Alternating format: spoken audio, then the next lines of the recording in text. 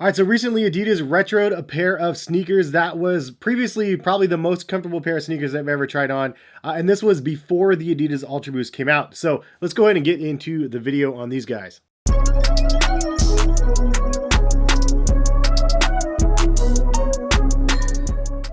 What is going on, guys? Hess here, CollectiveKicks.com. Hopefully you guys are having a good day out there. Subscribe to the channel if you guys are new to it. And if you guys haven't used my website, Collective Kicks, I basically just post a bunch of sneaker deals out there for you guys to go shop around at and see what is available on Nike and Adidas and sites like that. So this pair of sneakers I recently picked up because it gave me some old vibes to this pair of sneakers right here. So this is the OG pair, and this is the newer version that just ended up re-releasing. So this is actually an interesting collaboration.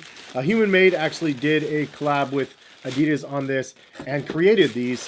And from what I understand, this is a nod to like Bruce Lee and like a shoe that he would wear, something like that. I didn't honestly read all of the background about it, but I chose the black colorway. There's 3 colorways available, and it's kind of like a slip-on pair of sneakers. Kind of reminds you like of a karate pair of sneakers just from the upper, but the midsole is the part that I came for because this is the Adidas Pureboost midsole. So there's 2 different versions of the Adidas Pureboost. The OG pair though looked pretty much exactly like this midsole. This outsole is actually a little bit different, and I'll show you guys a comparison. On the box it says this is the slip-on Pure HM for Human Made, and it does say Human Made with the heart on the toe box there. Left and right on the insoles, you could see the L and the R, and I like that they use kind of that Bruce Lee type font. This other box right here, a little bit dusty. I have the original Pureboost from Adidas, and I don't know if you guys, this is just such a fun nostalgic feeling to pull these out just because I have a pair dead stock. I've kept a pair just because I knew this was one of my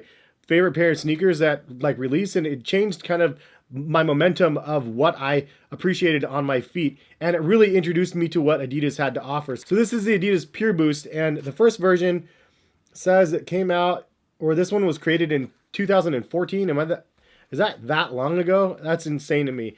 But anyway, this was the Pureboost, and I always remembered the black pair came with 2 different colored laces, the really bright blue and the really like the solar red one, and then the black laces that came laced down. So this shoe was pretty magnificent back in the day. For anybody that remembers the Pureboost, drop a like on the video if you guys remember that feeling of like putting on the Pureboost for the first time before the UltraBoost came out. Yes, the energy boost was kind of a thing, but I never tried it. It was more of a performance-based thing. This was actually supposed to be for running as well, but as soon as you try them on, man, it was the softest and squishiest thing you've ever put on your feet. And actually, to be 100% honest, like there's elements of this shoe that are more soft and squishy than the UltraBoost still. There's something about the way that they did this midsole where it's just literally pure boost. That's why I think that it's kind of a genius pair of sneakers. The midsole is 100% boost, and then there is no insole. It's kind of like this little netting thing going on there. The Strobel thing is just kind of a really thin thing, and you're really just walking directly on that boost. Then also you do have a very minimal outsole on the bottom of these. It doesn't have continental rubber, and the bottom is not very heavy because of it. And because there's no real rubber on the outsole, these things are crazy light. So these are 8 ounces, and then I just want to weigh the new ones just to see what we're working with because this has a lot more rubber on the bottom. You're looking at 8 ounces on these as well. So a really great pair of sneakers for 8 ounces. And the squish and the midsole on these are still like the real deal. For those that have been around the channel long enough, I actually took the midsole of the Pureboost and sole swapped it with a Nike Roshe. It was like one of the funnest little projects that I did. I still have that pair in the garage. But it's a Roshe upper and then the Pureboost outsole, because the Pureboost at that time was way better than anything that Nike offered. It was better than the Roshe Run, and the Roshe Run was kind of the one that everybody went to as a lifestyle, like super comfortable, relaxed pair of sneakers. Then these ones took the reins from the Roshe Run, so I thought it was fun to be able to mix it up and do like a Pureboost Roshe Run collaboration thing that I made. This one was revolutionary, game-changing pair of sneakers. So we've had a Pureboost since then, and we actually have a Pureboost 2021, which I will be doing a video on very soon as I get them. But the other version of the Pureboost was literally a ground-up rebuild of the shoe. There was no elements of the original Pureboost in the newer version, and so this shoe was like crazy to me because I saw that they had these available on the app, and I'll link them in the description for those that are interested in buying them.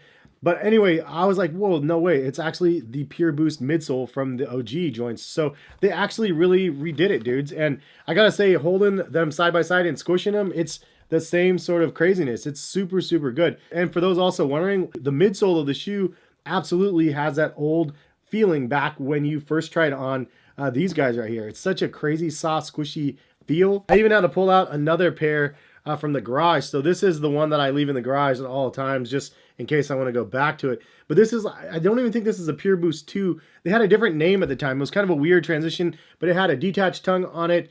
And it was such a crazy comfortable shoe that I really love this one. So I can't even remember the name of the model though.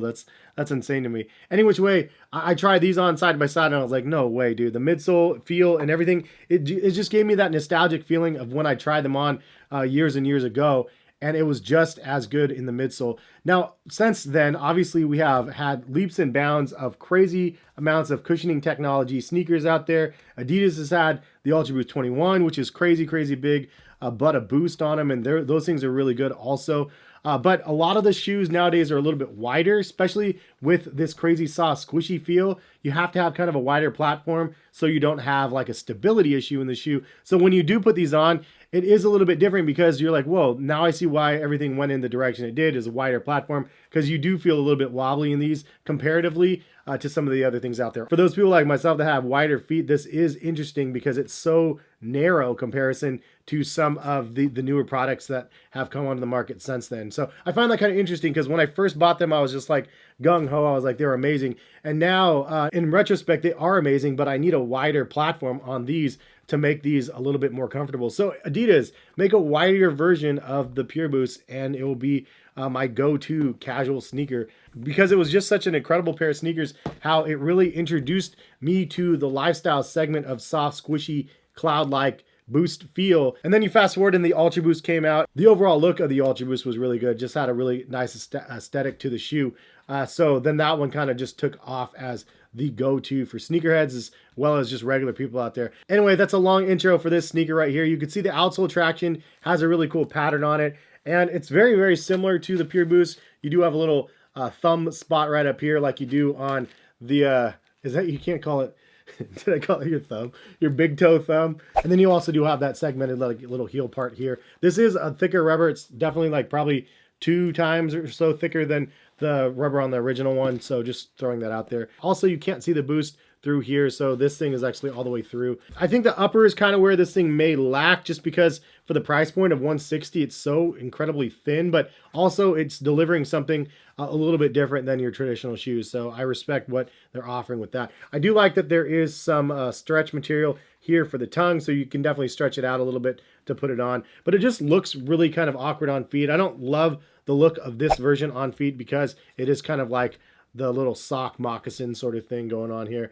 You do have that human-made logo right here, which is embroidered, which is nice, but a very thin mesh on the upper, which makes it very breathable, but noticeably thin.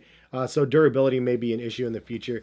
You do have a heel cup that's very, very minimalistic as well, with the Adidas logo on the back. But I know they were trying to make these kind of a nod to like the Bruce Lee shoes that he would wear. So I think that they succeeded successfully for that. And for those people that are a fan of that, I mean, they're going to love these, I think.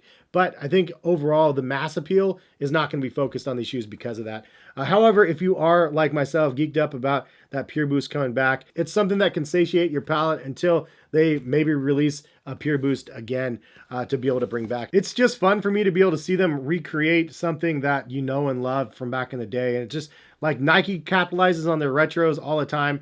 And this is the very first pair of sneakers that really got me hooked on sneaker cushioning. And since then, my channel has definitely had a lot of focus around sneaker cushioning. So it was only right that I purchased these guys to show you guys. So if you guys are interested in buying a pair of these, check the link in the description. If you guys are happy, as I am, that they came out with a Pureboost again, drop a comment in the comment section or a like on the video. And also that Pureboost 21 video should be coming out as soon as I get those shoes. I'm excited to show you them. And there's a whole bunch of new Adidas models actually that I'm excited to show you guys that are just kind of sleepers. Maybe nobody's talking about them. So expect a couple more sneaker reviews coming to you guys from Adidas.